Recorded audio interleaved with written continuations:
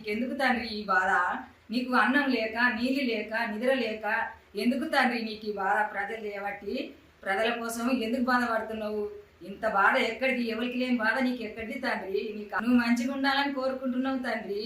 నిన్ను చూస్తే ఓసారి నవ్వు వస్తుంది, ఓసారి బాధ అనిపిస్తుంది తండ్రి.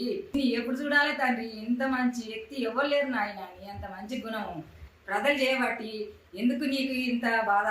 ఒకలోగలు అహంకారం మాటలు మాట్లాడుతున్నారు, ఒకలోగలు బల్బు మాటలు మాట్లాడుతున్నారు, ఒకలోగలు ఏమో చేయెత్తి దండం పెడుతున్నారు. నిన్న అన్నోళ్ళు వాళ్ళ అహంకారం మీద దెబ్బ కొడతాడు దేవుడు. నిన్న అన్నోళ్లకు బల్బు ఒంగదీస్తాడు.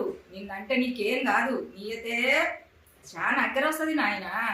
నీయత ఎక్కడ పోదు, మంచోళ్ళకు మంచిగా జరుగుతుంది. కొందరు మేలు చేస్తుర్రు, కొందరు ఏమో ద్రోహం చేస్తుర్రు తండ్రి.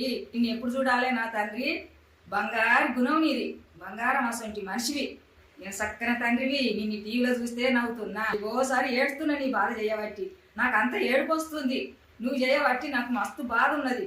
నా కొడుక, నా పెద్ద కొడుకు అయితేనా నేను నీ కాళ్ళు కడిగి నెత్తిన పోసుకుంది తండ్రి.